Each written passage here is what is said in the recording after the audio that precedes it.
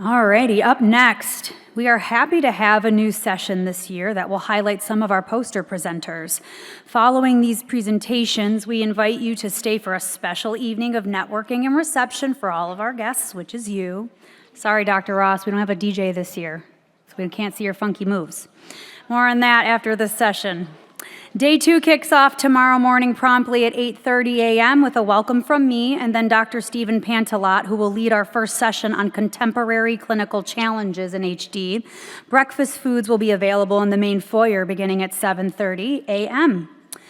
And now please welcome back our CEO, Dr. Daniel Clausen, to introduce our poster presenters.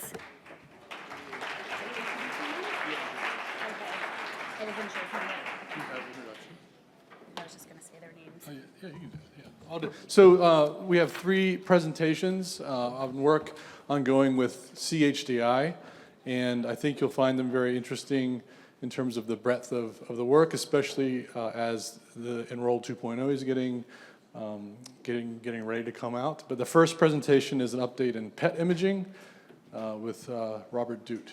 Thank you.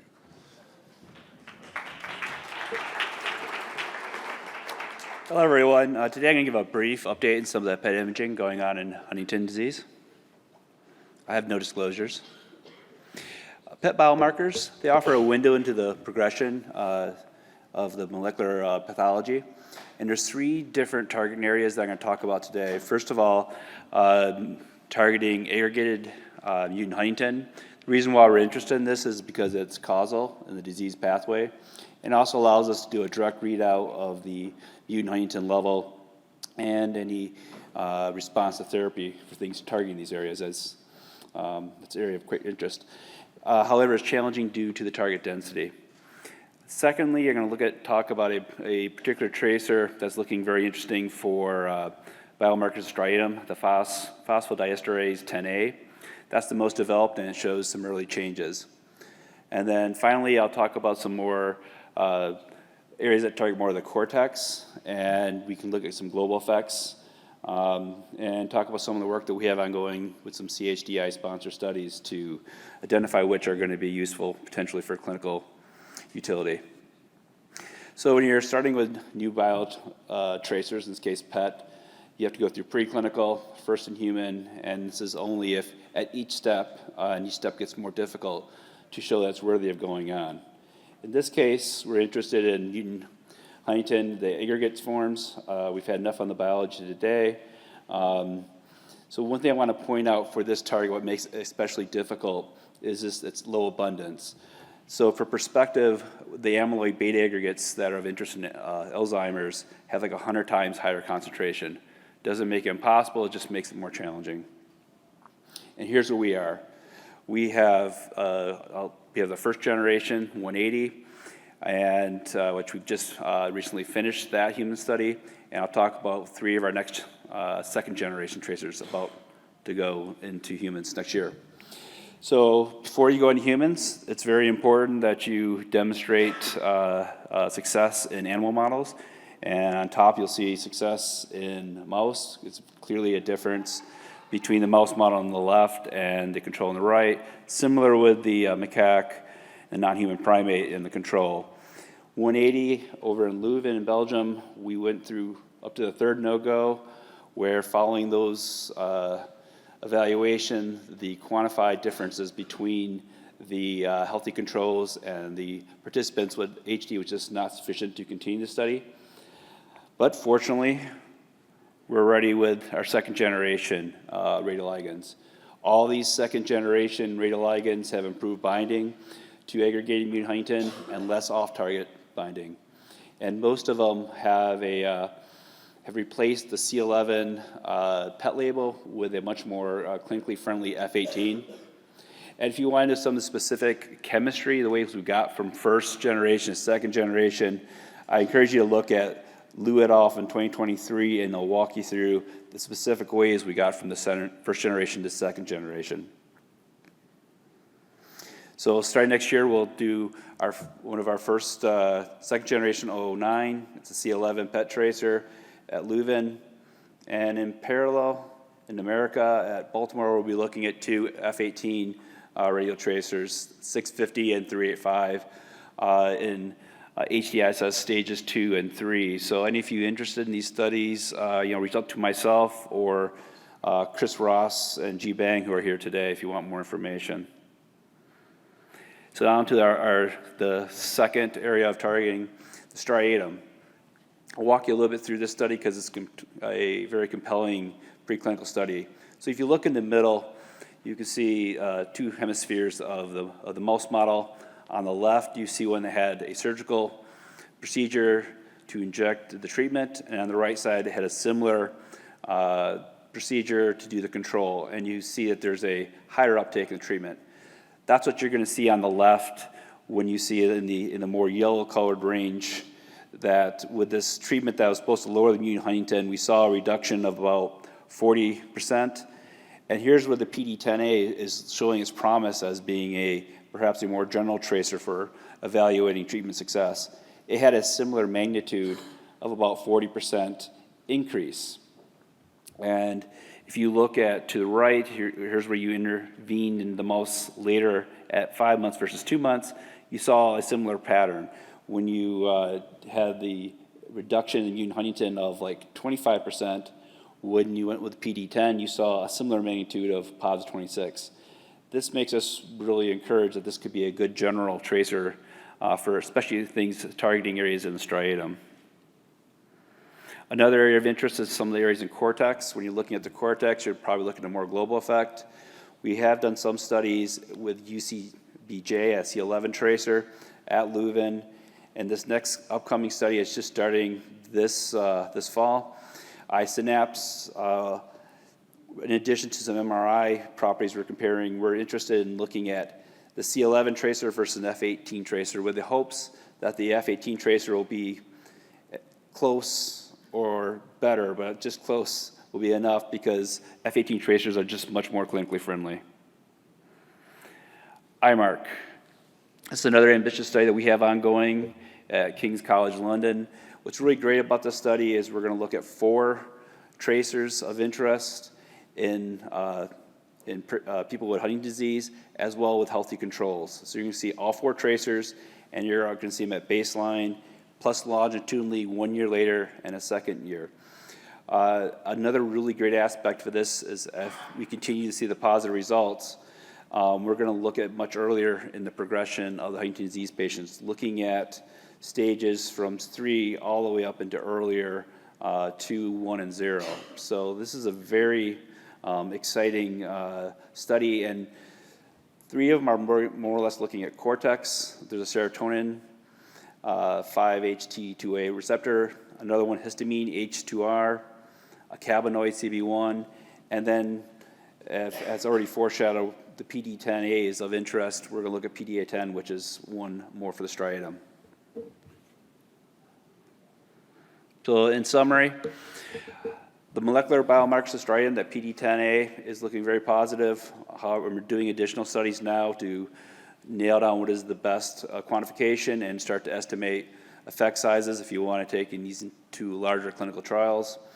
For biomarkers of cortex, the SV2A, the serotonin, the histamine one, the H3R, and the cannabinoid 1 receptor are all also looking positive, and we continue to evaluate them.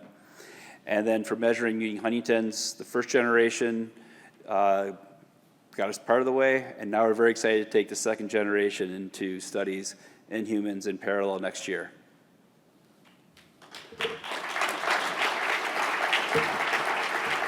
And of course, this did take a village. It took many countries to get this far, so thanks everyone. Have time for some questions? Anyone have questions? You're right, Chris, it's really blinding.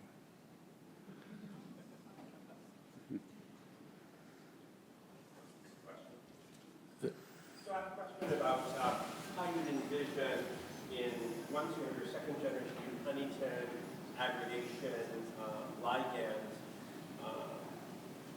optimized, let's call it, in 2 or 3 years.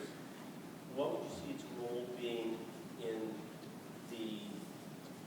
both the early development and then in the clinical trials of all these therapies that we've heard about today in terms of potentially accelerating your development and bringing it earlier into the clinic, into in ISS 0 stage patients. Can you talk a little bit about that? Sure. So as you notice, we're not just looking at one tracer. We're looking at a couple of them, and some are perhaps more suited, at least at the preclinical level, at answering different questions. So part of what we're doing these first in humans, we're validating them for humans, and we're going to try to choose if hopefully there's just one ring, one compound to rule them all. But if not, we will identify which particular tracers are best for specific questions. So depending on where you're looking at longitudinal measurements or other areas. So that's a key part. What are the best tracers for different compartments? Then it might get down to what are your specific patient populations of interest.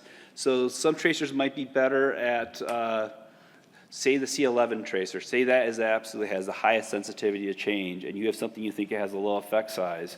Well, we're going to have a toolbox, and we're going to say maybe use a C11 with the constraint of there's not every site that's going to be able to do that imaging. As we continue to go out to larger and larger phase studies, then you're going to hopefully be able to transition, if it's not already the winner, to some of these F18 label tracers. And that's because that change in half-life from 20 minutes to 2 hours makes a huge difference. It means instead of only having patients being able to be imaged at large academic sites, you'll be able to have like a regional center, like say you want to do it in Montana. You could have University of Utah Cyclotron make you that compound and ship it out. But you could do it as the C11. So if it turns out the C11 tracer is the best one, part of our work may be, can we relabel it? So it's all about getting a toolbox and you telling us what you need, and we'll work on the next tool. Thank you very much, Robert.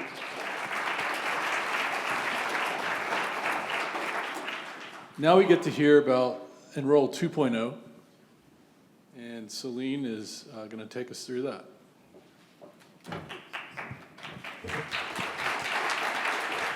Okay. Well, thanks HSG for giving us the opportunity to present on these very exciting changes to the Enroll HD protocol.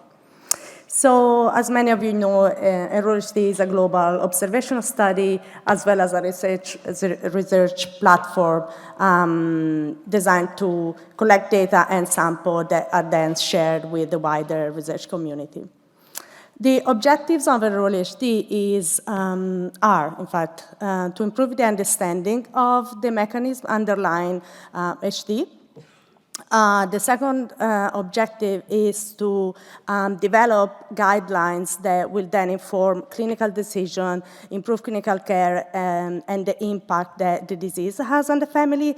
And the third very important objective is to provide support for the design and the conduct of clinical trials. Now, I want to highlight that the objectives in the new protocol haven't changed. They're very, very much the same. So what has changed is, and why we have implemented this, the amendment is, you have heard about all these new trials coming up and all the programs. So all of this, most of these trials will focus on participants in early stages of the disease. So we want to make sure that Enroll we have the right cohort distribution that will enable to meet those needs. So I cannot stress enough that it's not a new protocol, it's a protocol amendment. So it's the same study with some, I would say, significant changes, but it's the very same protocol. So what will change, so the participants will continue to come on an annual basis. What will change is that the protocol will include the participants will be included in different cohorts, and each cohort will have a targeted battery of assessment and procedures. Some of the visits may be remote, depending on the cohort to which the participant is assigned. We have also introduced a different collection of targeted biosamples, as well as sub-studies, which I'm going to talk in a minute. So these are the three cohorts. Cohort age will include participants in HDISS 0 and 1, and participants that haven't been tested, so at risk of HD. And cohort B will include participants in HDISS 2 and early stage 3, and cohort C will include participants in late stage 3. And then we have controls that are based on the age, whether they are younger than 40 or older than 40 will be assigned to cohort A and B, and they will follow the respective schedule. And then for cohort C, the companion will follow, the companion to the cohort C will follow the cohort C schedule. Cohort assignment may change during the course of a participation in the study based on the progress of their disease.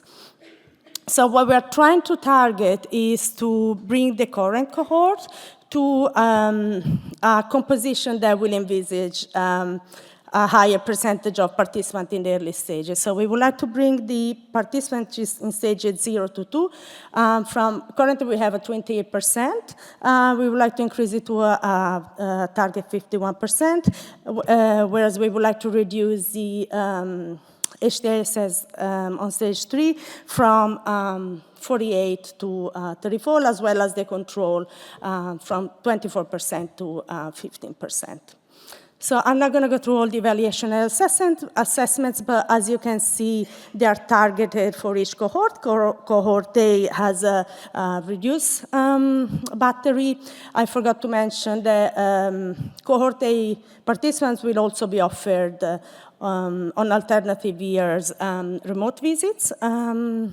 PROs, in order to optimize the time at the site, the PROs will be, except for the baseline visit, PROs will be completed by the participants at home. So we expect the cohort age visit to take about 45 minutes on site, plus the PROs that are completed at home. The cohort B is the cohort that will go the more extensive assessment. We envisage that the visit on site will take about 1.5 hours, again, with the PROs at home. And cohort C, again, except for the baseline visit, will be offered the remote visits, and it will take about 45 minutes. For cohort C, we will use this HTCF and the HTCSU, which my colleague Kieran is going to talk about in the next presentation.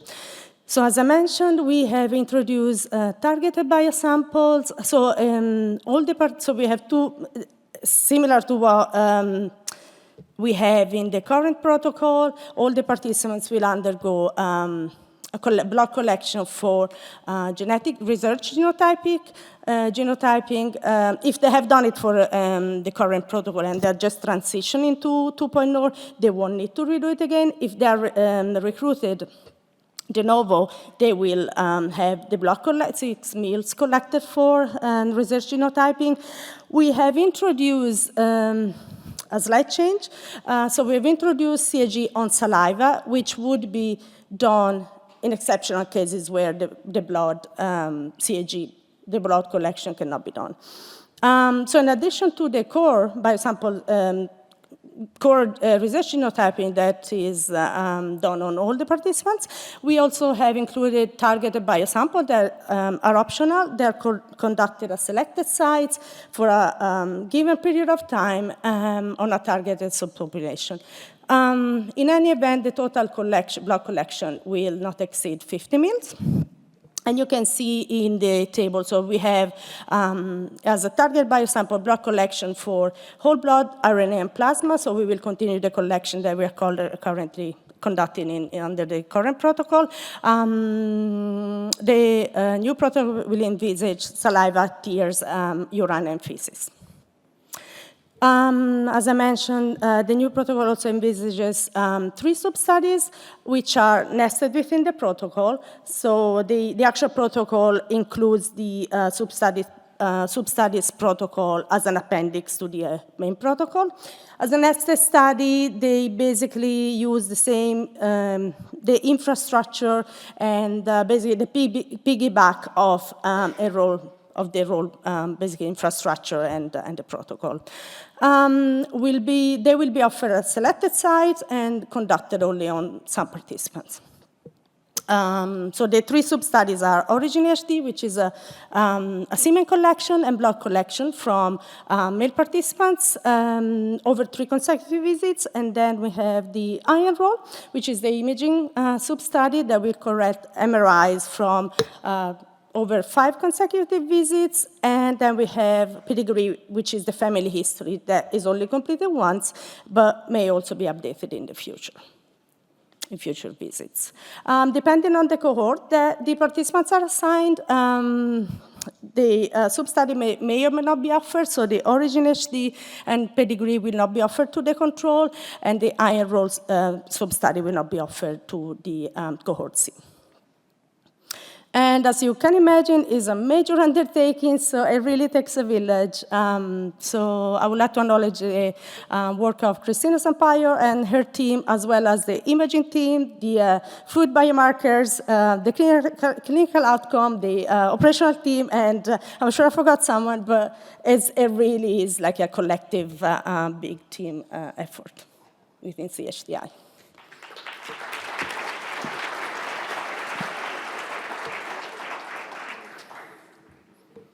Take one quick question for this one.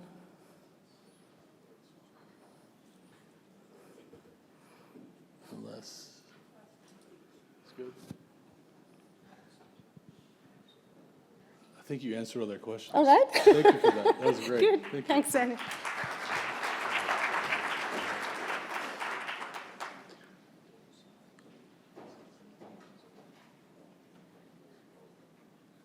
Great, and the last presentation will be late stage assessments. Come on up, yeah. I think it's ready. Okay, great, thank you. All right. Hi, everyone. My name is Kieran Borker. I am a clinical program manager at CHDI, and I'm here to talk about the later stage assessment study, or the LSA study. I don't have any financial or non-financial disclosures.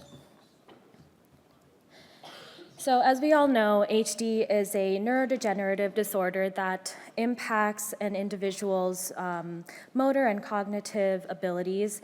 And as HD progresses, an individual can become increasingly dependent on their caregiver, whether informal or formal.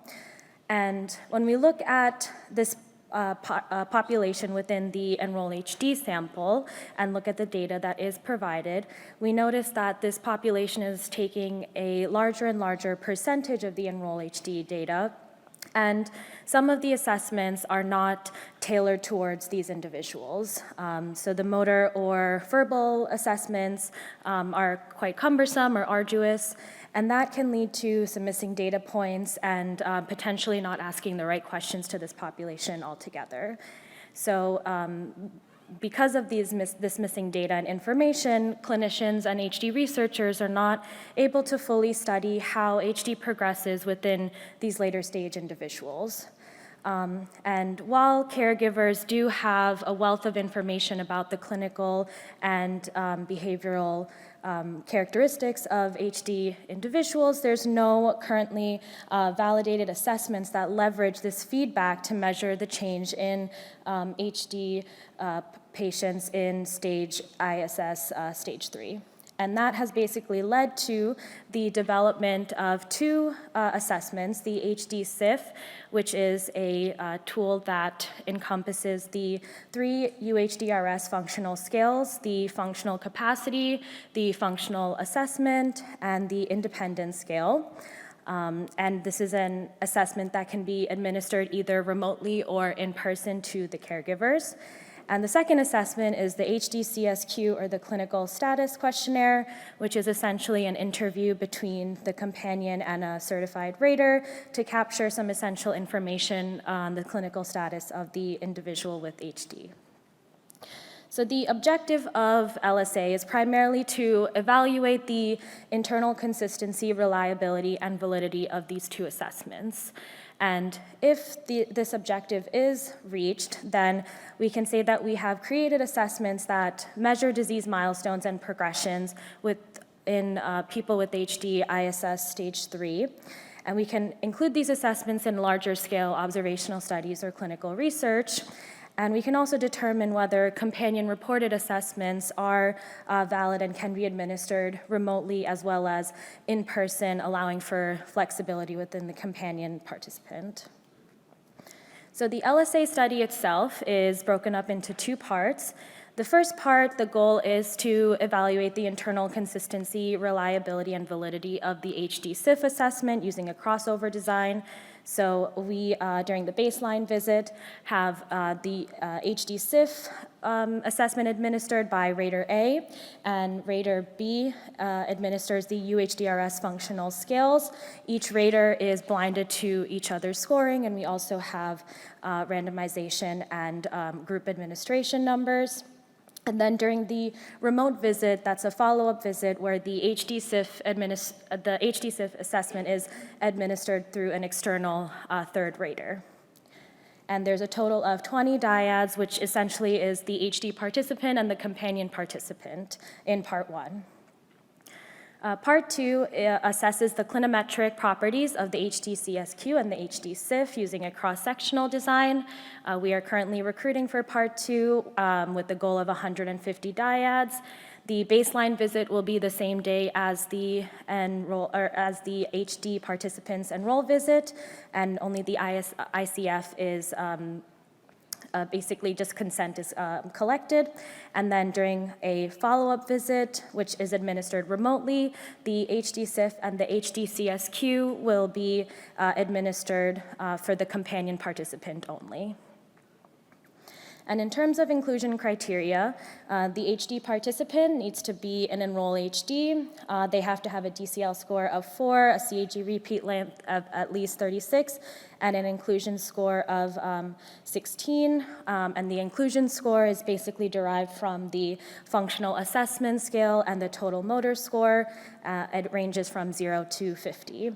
And the companion participant has to be at least 18 years old and have sufficient interaction and knowledge of the HD participant. So as I mentioned, we did recently complete LSA Part 1, where we successfully recruited 20 dyads.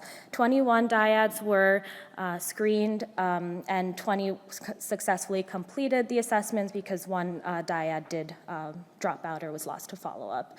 And this was recruited at 4 clinical sites in the US. For part 2, we are still recruiting. We currently have 42 dyads as of the 1st of this month across 6 clinical study sites, and we've also activated a handful of sites in the UK. So we currently have 7 activated and recruiting sites, with another 11 sites in the US and in the UK in startup. And quite recently, we met with all of these sites who are activated and currently starting up the LSA study during the EHDN Enroll Congress in Strasbourg. And we really got to understand what are some of the recruitment challenges and the strategies that they implement at their site when you're working with HD participants in later stages. And I've just summarized a few of the key takeaways from that meeting on the slide here. But the main and most prominent challenge that was reported was that the LSA recruitment strategy does conflict with the current Enroll HD strategy focusing on younger, pre-manifest, at-risk individuals. So that is something that is an ongoing discussion between CHDI and the clinical study sites, and we always encourage our sites to provide feedback to us so that we can support them in any way possible. So I'd just like to mention that I'm part of a larger team here that couldn't fully be represented. I help manage the US sites, but we have 2 study managers in the UK and also our lead project manager. And finally, I just wanted to say thank you to CHDI, Dr. Frank, the LSA study team, the protocol advisory team, and of course our clinical study sites and all the HD participants and families that make the LSA study possible. So thank you. Very well said. Okay.